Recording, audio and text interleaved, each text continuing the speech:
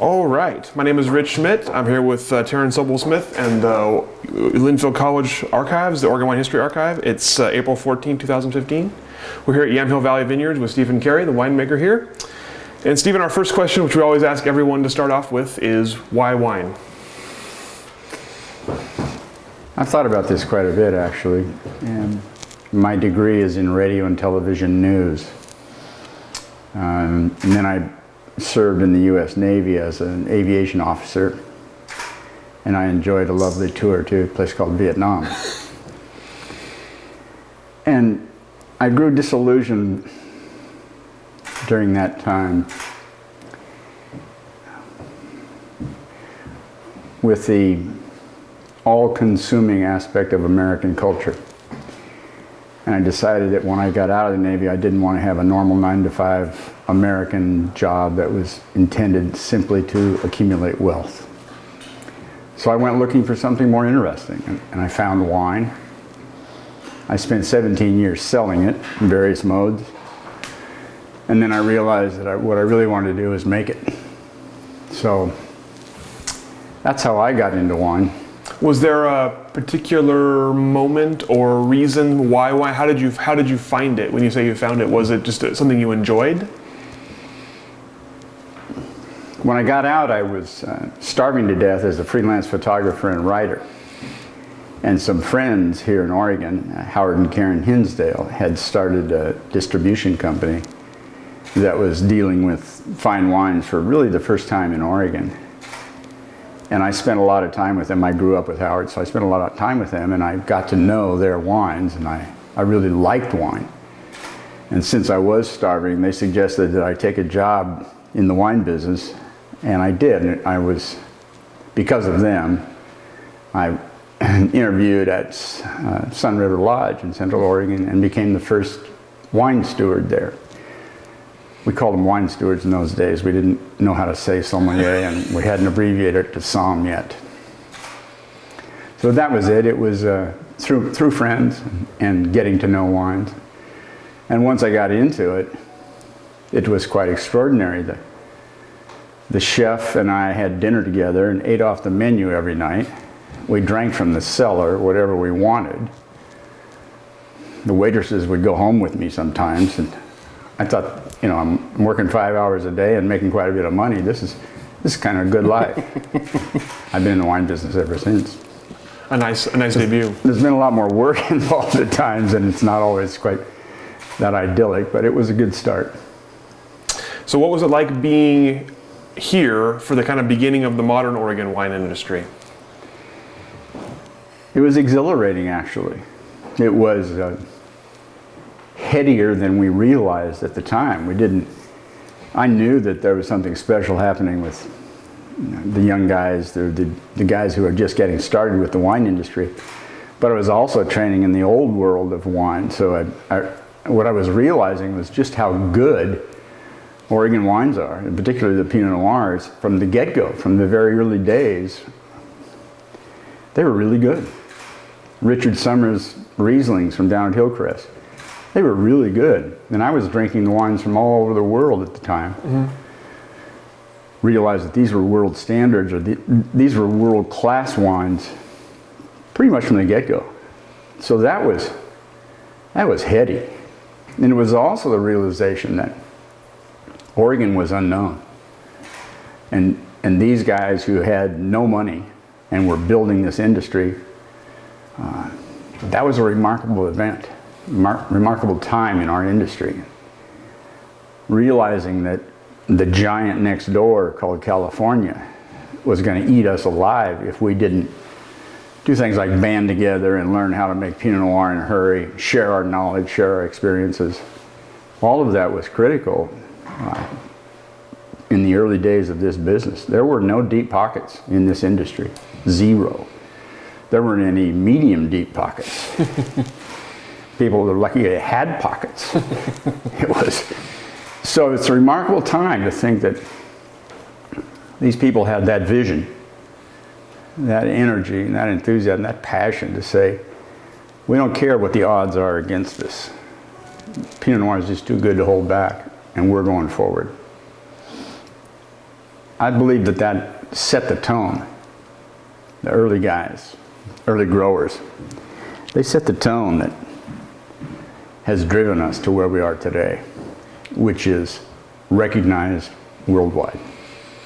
Do you feel that the people who were here early on, do you feel that they were, was there something special about them, or was it that they right place, right time, or was there a certain spirit that they had that kind of saw the future, or a combination of both? This ground, this valley, this climate has been waiting for somebody to come along and jump on it for a million years. Yes, they were the right people at the right time, because they were intelligent, passionate, hardworking, and resilient. So the door was open. No one had walked through it. It's not quite true. It turns out that in reading some of the historical information at the Oregon Historical Society, there's a possibility that Pinot Noir was planted in this valley in the 1880s. Of course, all that went away with Prohibition. But in all likelihood, this is not the first time Pinot Noir has been planted in this valley. It's the first time that it's been successfully developed. Those early guys were commendable. Those very early guys were commendable. And there is a wonderful quote in the minutes of the Historical Society from back in about 1902 that said, the people who come now will benefit from the knowledge that those who came earlier have gained and are willing to share with them. They will not have to make the same mistakes, and they will be able to move forward much more quickly. And it was written 115 years ago. Yeah, that could have been written in the 60s too. Could be written today. Thing. Right. Could be written today. That's amazing.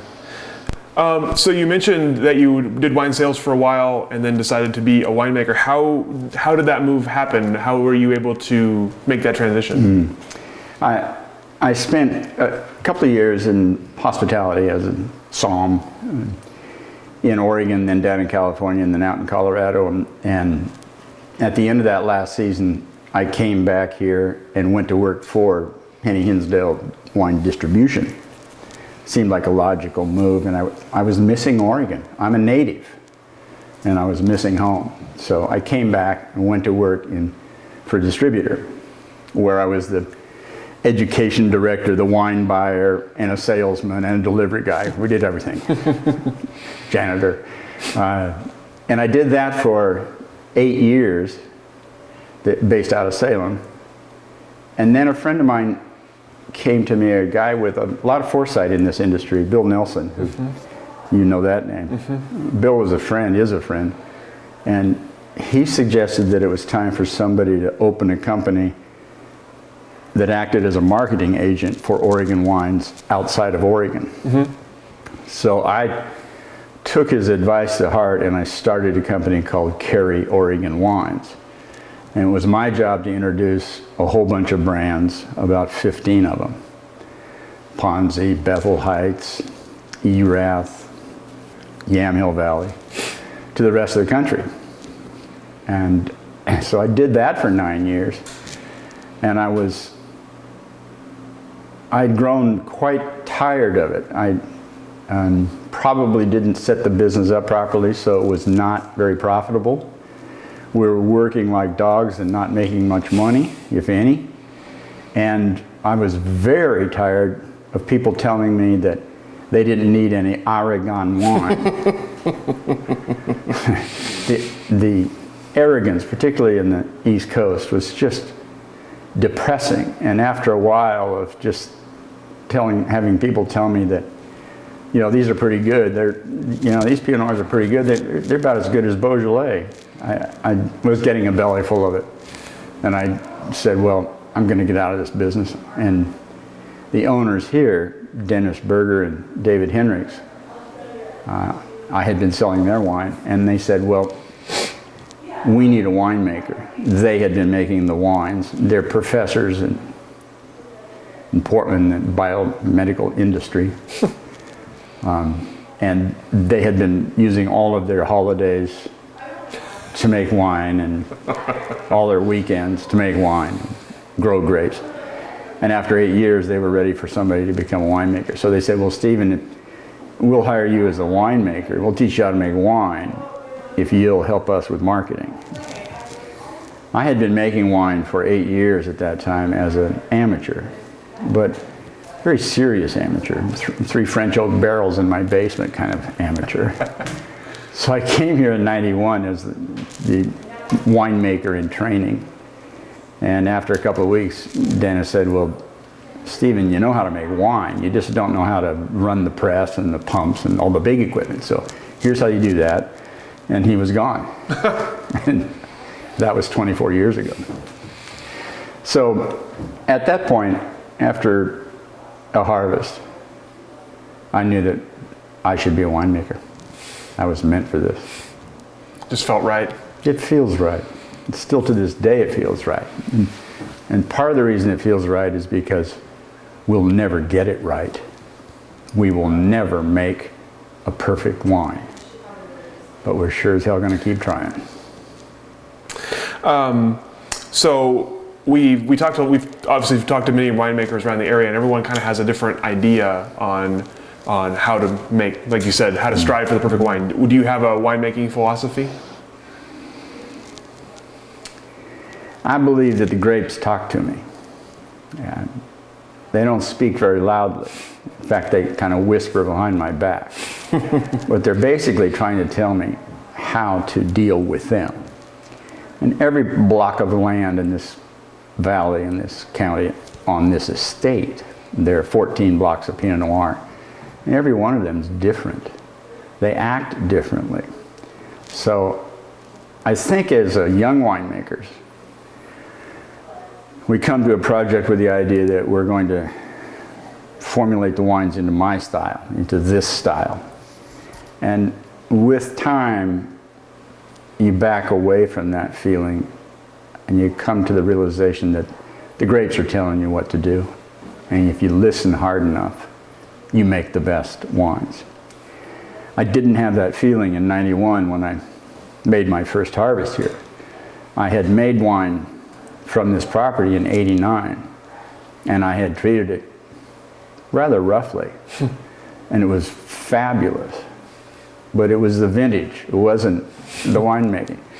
Well, I applied the same technique to the vintage in '91, and in one block in particular that I set aside and treated like it was going to be a reserve.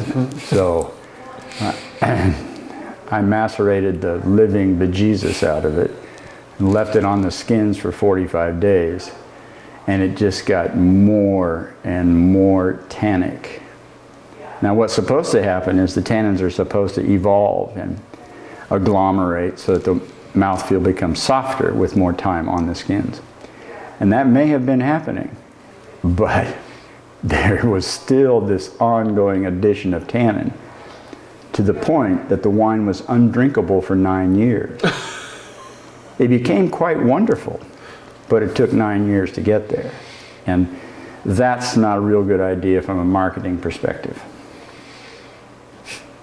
So now, I would say that what I've learned here, what we've learned here, is that these grapes need to be handled very gently, that this is not the same as the Dundee Hills. It's not the same as the Eola Amity Hills. It's not the same as any of the other appellations. There is some correlation with Chehalem Mountain, or Yamhill Carlton more specifically. And it took me a long time to realize that I think the difference is that this is primarily marine sedimentary soils. Those areas are primarily volcanic, degraded basalt soils. Well, it's a huge difference. Our wines want to give us more tannin, more earthy characters, more pigment. So everything that I've learned from the guys in Dundee, I basically have to reverse here. I say, well, that sounds great. If I was making wine from the Dundee Hills, I'd follow you guys right down that path. But I've tried doing that here, and it didn't work. So we were the only vineyard in the McMinnville AVA. We were the second vineyard we're the only winery in the AVA for about 14 or 15 years. And it took me a while to realize that I simply had to look at this area differently. I went and got the USGS maps, geological maps, and put a shovel in the ground, more importantly, realized that the maps weren't accurate. And the government can't put a shovel in every square meter of earth. But the concepts that the early maps had were pretty much off the mark. And we do have extrusion and intrusive basalt on this 100 acres. But most of it is deep water marine sedimentary soils, and they create a different kind of Pinot Noir. The temperature's not that much different here from Dundee. We get a little bit less rain. We get a little bit less rain than McMinnville. Don't think that's very important. There are slight temperature differentials, but we bud break 10 days, 2 weeks behind the Dundee Hills. And it took me a long time to realize that that's probably not related to air temperature, but more likely related to soil temperature. The plant starts to move in the spring when you reach about 50 degrees Fahrenheit average, day-night. But it's not air temperature, it's soil temperature that's important. And since these marine sedimentary soils have even more clay than basaltic soils, they hold on to water longer in the springtime. And water warms up more slowly than just dirt. It took me years to figure this out. Again, I think that's a lesson that should be shared, is that your site's trying to talk to you. You have to listen to it. You have to try to figure it out. If your wines don't taste like the ones across the street or 5 miles away, then why don't they? Particularly if you know you're making the wines the same as winery B or C or D or E. So again, it's time with the same fruit, year in and year out. Time walking the same dirt and just getting a feel for what's happening in your terroir. There is no substitute for that experience. Do you find that the kind of detective part of it, does that appeal to you? You talk about going to the USGS maps, you talk about kind of working out those kind of mysteries. Does that appeal to you? Is that something that you would have known you would be excited by? I think wine is both art and science, and I love both sides of it. So yes, I find that detective work probably well said, by the way. Yes, I find that enormously stimulating intellectually to try to figure out what's going on out there. There's no big sign that comes on and blinks and says yes, no. It's all those years of, this is a lot like the year X. So how do we treat X, and how are the wines? How should we modify that for this year? And after 24 years of experience, we have a pretty good handle on which sites are going to give us the fruit we like the most, how to treat them in the fermenter, in the winery, how to treat them in the vineyard, how to grow them perhaps a little differently. There are cooler areas, there are warmer areas, there are areas where the soil is very thin and dries out in the summer. They need irrigation. There are areas where the soil is deep and rich, has plenty of water, doesn't need irrigation. So we don't have a blanket plan for the winery. We don't irrigate everything, but we do irrigate some. We don't prune everything exactly the same way because the experience with, and again, that's just within this 100 acres. Amazing. It's complex stuff. And that is a wonderful part of the challenge. Again, if the beer tasted the same every day, I wouldn't enjoy making it. I like the whole idea that the vintages are going to be different, and it's a chess match to figure out if we can put our experience and intellect to work and come up with the best expression of this place. I don't want it to taste like the Dundee Hills. I want it to taste like the best that Yamhill Valley can be. We're unique. But every vineyard is in fact unique. Even if I told you exactly how I made a gold medal winning wine, if you didn't have my dirt, you're not going to make that wine. Sure enough. You mentioned earlier Bill Nelson. Talk about your relationship with some of the early winemakers and grape growers in the area, and that could be area as general as or specific as you want it to be. I met David Lett when I was a sommelier at Sun River, so that was a long time ago. And I put Richard Summers Hillcrest Riesling on the wine list there, and Irie Pinot Noir. So I've known those guys since 1975. Shortly after, I would have met Dick Ponzi and Dick Erath and Sokol Blossers and Bethel Heights before long, and Myron for sure at Amity, Bill Fuller at Tualatin, Harvey Schaefer, the folks at Oak Knoll, the Volstecks, the folks at the Campbells. Elk Cove. At Elk Cove for sure. And all of that community ran into itself all the time because there weren't 580 wineries, and there were 30 or 40. It's a little difficult, and you can probably help me here from the archival sense. Our bonded winery number here is 104, but I don't know how many were retired prior to, say, Irie. I think that Erath was something like 52, but it's hard for me to imagine that there's 50 between Erath and us. Now, there might be, but I think there might have been some retired in between also, some that came and went or whatever. But it's an ongoing challenge of ours to determine that too. Yeah, that's probably a good one. It's a mess. Yeah, the state records are probably not very good. Yeah. Well, we're 104, but I swear there weren't 35 wineries in business when we started in '83. So we're in the second wave. First wave was up to about 1980 or 1981, and then there was a second wave after that. So we're early. Early enough that if you had a Wine Growers Association meeting, you met everybody. They were all there. And I just had a curiosity about what people were doing, so I'd go and visit too. Particularly when I was selling as Cary Oregon wines, I wanted to know everything that everybody was doing. So I spent a lot of time in the vineyards, in the wineries. And people were pretty open to that, letting you just... Absolutely. Yeah, it was pretty obvious that, we're up against steep odds as an industry. That A, nobody knew what Pinot Noir was, and B, they certainly didn't know what that state north of California was called.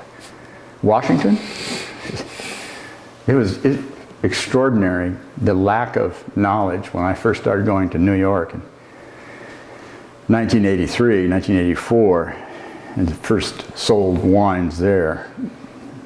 People were quite certain that it was somewhere on the other side of the Hudson River, but they weren't sure where. And they were quite certain that the Native American uprisings were common and that we didn't have trains or planes. Paved roads. Paved roads, no. Lived in teepees and tents. Yeah. It took a little while. But again, the wines, we think about the struggle to develop. And we think, well, it must be related to the quality of the wines, that as the quality got better, the wine sold better. But the fact was, early Pinot Noirs were really good. They were already really good. And that's because David Lett and Dick Ponzi and Erath and the rest of those Sokol Blosser folks, they put the right grape in the ground, and it's the right ground for that grape. So we didn't have to have 50 years of experience to make good wine.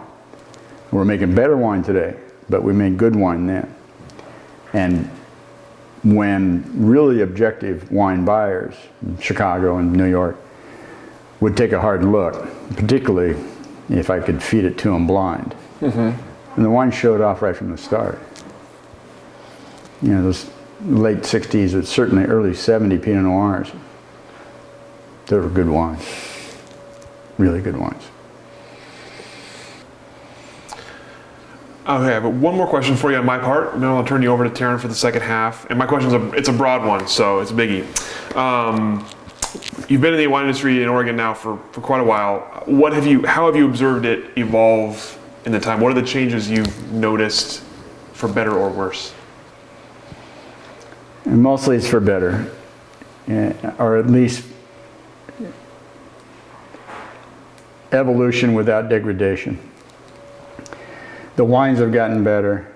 The industry has gotten bigger. It's become respected. It's gotten richer. Some of newcomers are not particularly good neighbors. The vast majority of them are wonderful contribution to the industry and happily invited as members of the fold. We had the very good fortune of getting the Druins to invest with us back in '87, and they have been fabulous community members. Not everybody since then has been that perfect, but the vast majority are still folks I'd be very happy to sit down to dinner with. With 580 wineries or 600 wineries or 560, whatever the number is today, and I have to look at my watch to have a clear idea of what that might be.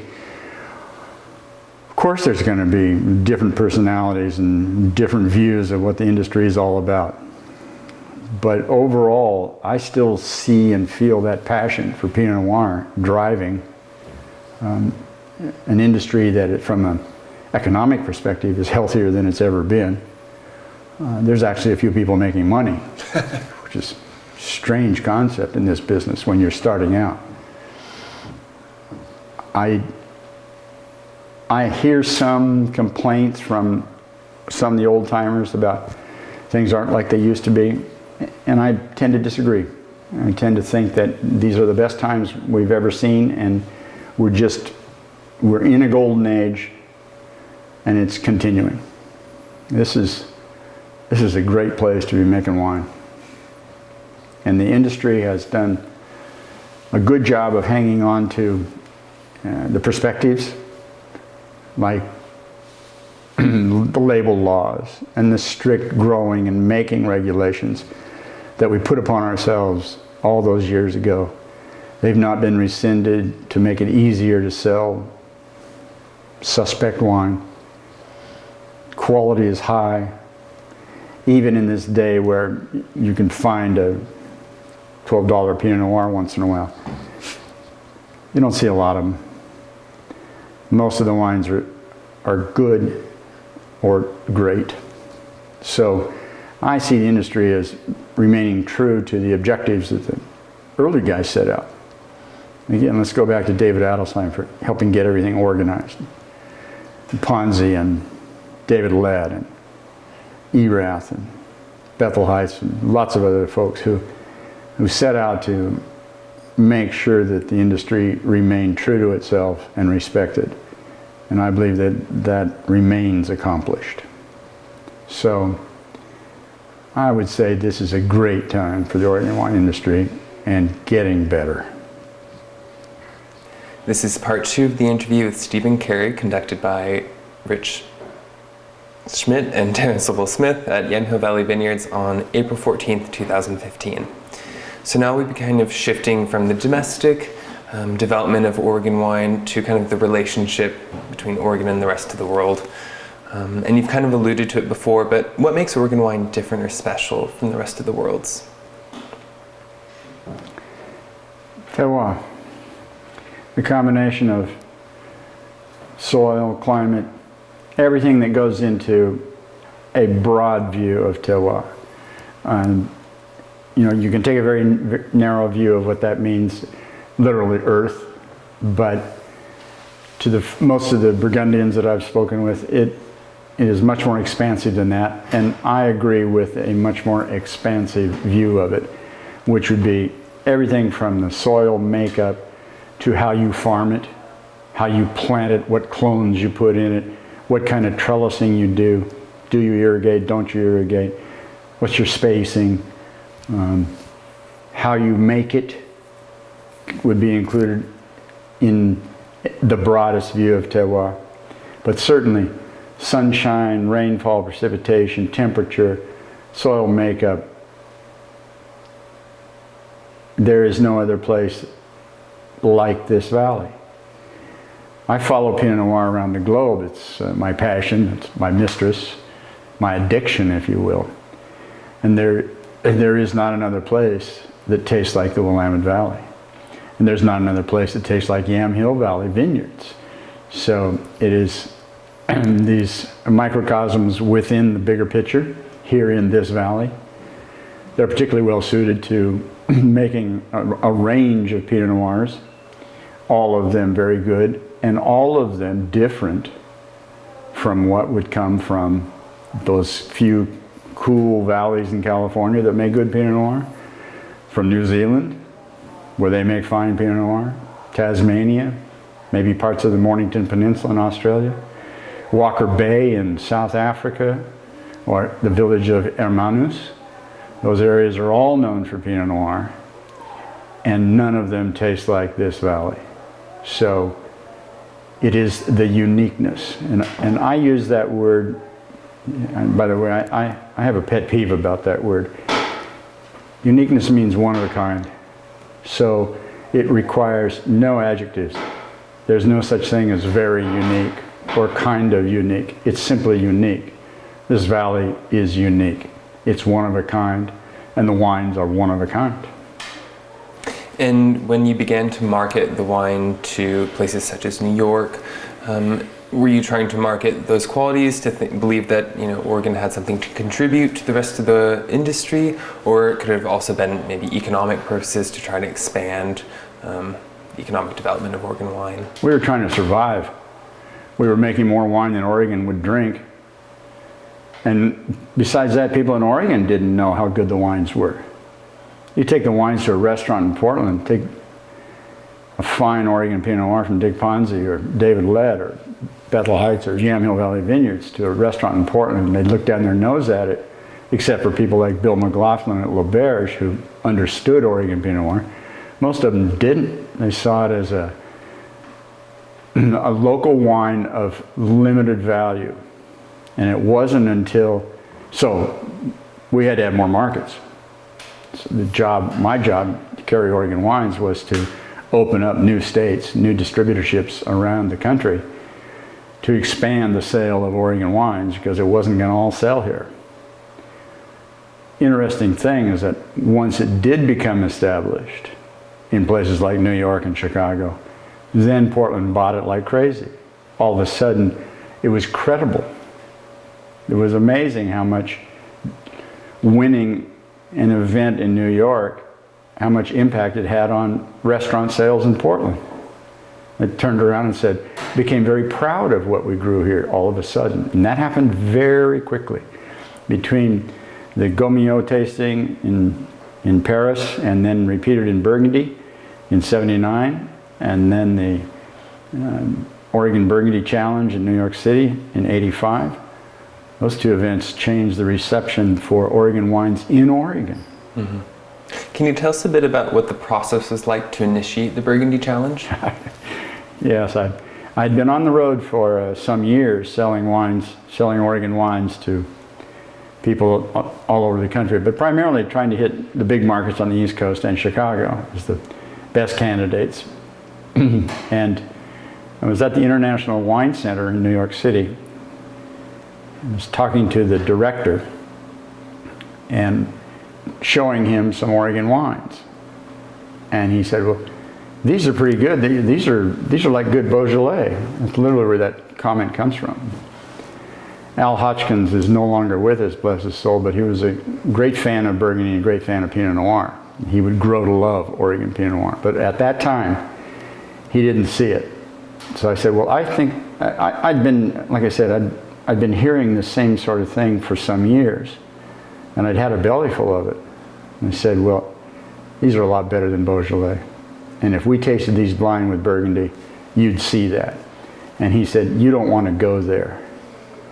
And I think Myron may have been standing over my left shoulder at the same time, and I just looked him in the eye and I said, yeah, we do. And we have no desire to go head on with Burgundy because those people have been very kind to us in helping us as an industry develop. Been very helpful knowledge-wise. But this was one shot at organizing a tasting of Oregon and Burgundy to let the snobs know that in fact Oregon was making really fine Pinot Noir. So the idea grew, and I certainly took it out of my own hands and turned it over to the Oregon Wine Board, OWAB at that time, because it made sense for the whole state to be involved, and not just the people that I represented, not the 15 wineries that Cary Oregon Wines represented, but it should have been an Oregon event. And so it was, they took the idea and they developed it.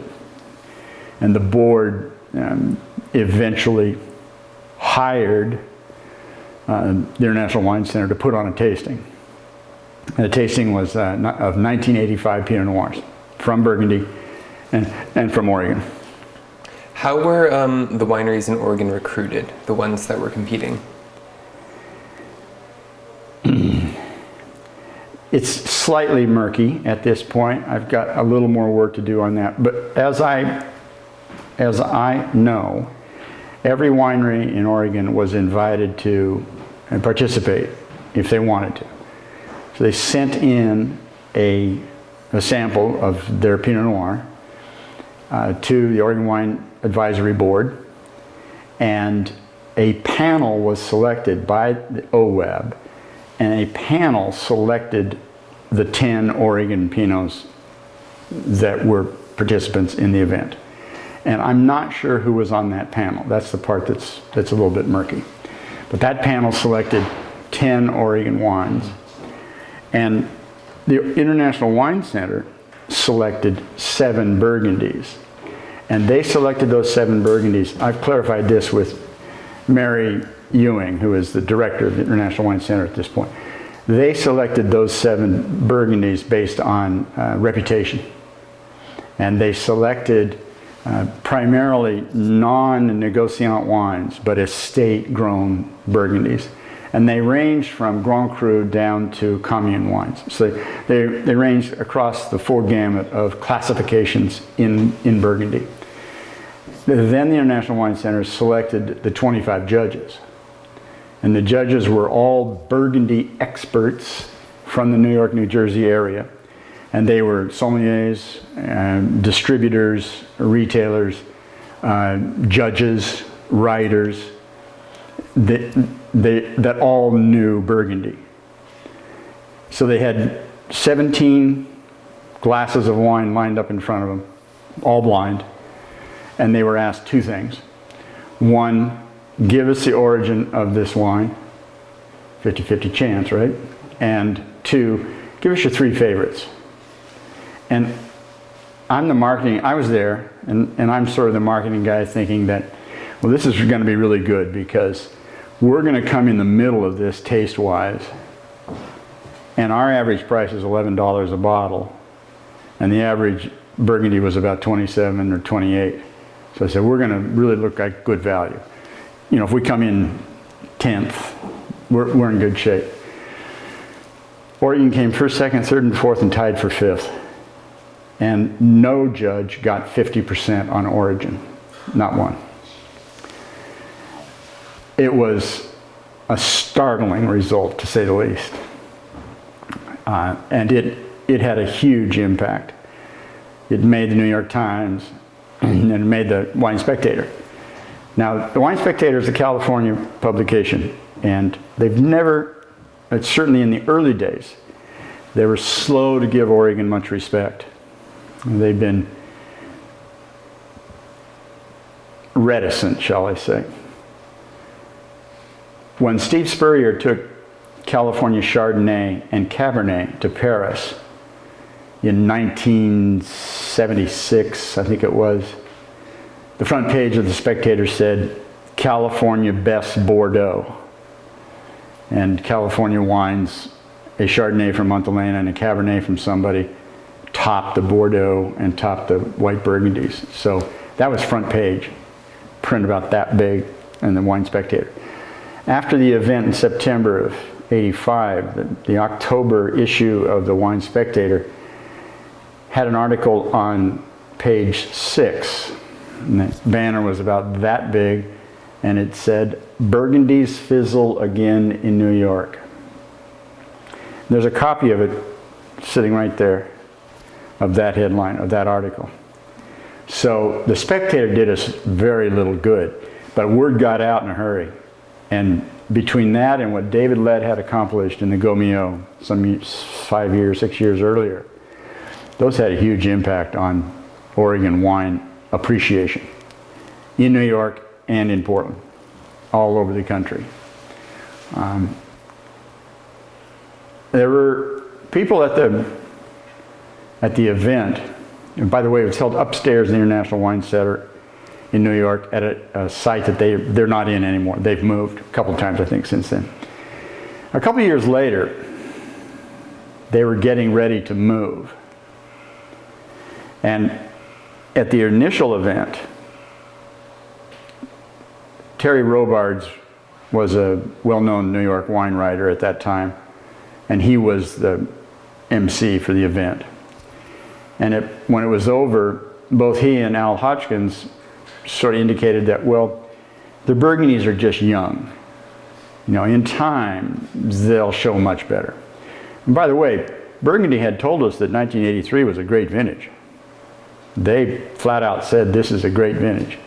And we knew that Oregon had had a very warm, ripe vintage, and we had luscious, delicious wines. So I said, well, you've got enough wine left over. Why don't you just repeat this in a couple of years? And they said, well, maybe we'll do that. So it was a couple of years later, and Mary Ewing, again, the director of the International Wine Center, thinks that they put together the second tasting because they were moving and they were trying to clean inventory, and they didn't know exactly what to do with all this leftover wine. So they set it up again, and somewhat hastily. This time Oregon got first, second, third, and fourth, fifth, and tied for sixth. Again, smashing results. Now it turns out that 1983 in Burgundy was not uniformly a great vintage. There was some mold and rot in some areas, and some of those wines suffered from that. But they had said it was a great vintage. And the wines that were in the event didn't show much mold, but they didn't show the same ripeness that Oregon did. So, was it an unfair tasting? I don't think so. They said it was a great vintage, and we knew it was a great vintage. Our wines tasted great. Their wines tasted like Burgundy. People preferred the Oregon wines. Now, that event, again, the Wine Spectator didn't do much about it, but that just reconfirmed, and it helped some of the people who thought, well, in the second time around, Oregon's going to fall down and Burgundy's going to rise up. It didn't happen. So that was, again, a confirmation that we're on the right track here. We're doing something very special, and we can hold our heads high even against Burgundy. Again, we have never formally challenged Burgundy again, because they have been very kind to us, very helpful to us. For example, the vertical shoot positioning trellis that you see all over the state of Oregon is largely because of visitations to Burgundy by Oregon growers. When we started here, we didn't know how to plant, so we planted with a California sprawl, the high wire single cordon that you see on some parts of this property. But after visiting Burgundy, we realized that in order to maximize solar radiation to the leaf, that you need a different method. So we went to this triple wire or even quadruple wire vertical shoot positioning method that does capture more solar radiation per leaf. That was a very good idea, and that was given to us by Burgundy. That and a whole bunch of other things. And again, David Adelsheim has to come into this conversation, because David was one of the first who, he trained in Burgundy for a while, went to school, and he developed friendships there that allowed Oregon to get lots of help from Burgundy. Other people have certainly gone and done the same thing, but David was one of the first, and he can't be given too much credit for the things that he's done for the Oregon wine industry. Wow. Do a lot of the other wineries in the region give credit to the Burgundy Challenge and the other events that seem to have developed much of their progression?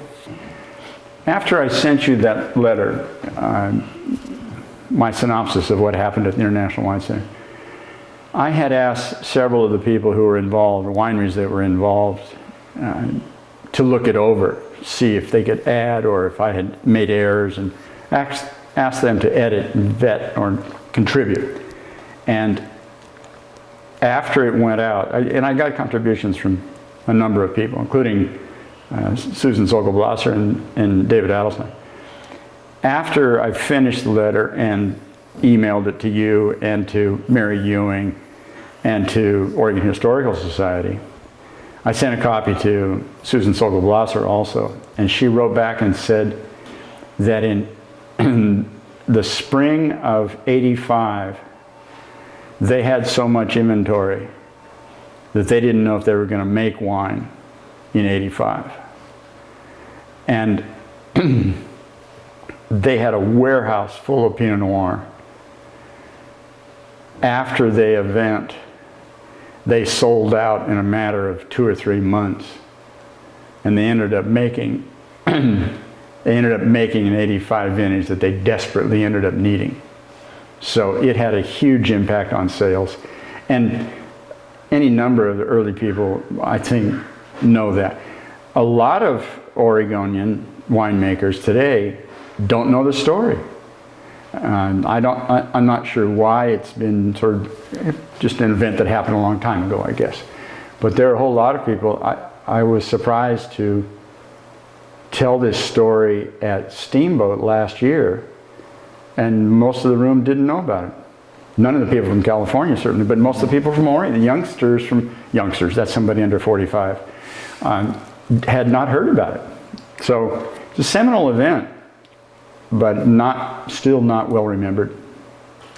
Do yourself or any of the other wineries in the region try to outreach to developing regions, such as Australia, New Zealand, to kind of assist them in ways that, France and other places didn't help Oregon, or California, who seem to not welcome the appearance of a new region? I've been accused by Oregon winemakers, or Oregon winemaker anyway, of not caring enough about Oregon because I go to New Zealand and drink their Pinot Noirs and go to their conference once in a while. I consider that a badge of honor. And I travel the globe tasting Pinot Noir and talking Pinot Noir with my friends who make Pinot Noir around the world. I know of many other Oregon wineries who, they don't go to teach, they go to share and they go to exchange. It's hard for me to believe this, but next January, the end of January 2016, the Southern Pinot Noir Workshop will celebrate its 25th event. And I'm being pressured to go, and I plan to go. I went to the first, I was invited to the first, and I've been to 3 others since that time. And I plan to show up for the 25th. And it will be just like them coming back to Steamboat. So I think that the vast majority of Oregon Pinot Noir producers are quite happy to share everything they know about Pinot Noir. Again, if you don't have my terroir, you're not going to make my wine. So might as well tell you about all the issues and problems that I've dealt with, and you can tell me the same about what you've dealt with. Are there, other than the Burgundy Challenge and Steamboat Conference, are there any other aspects or organized events that in the industry that you were involved in?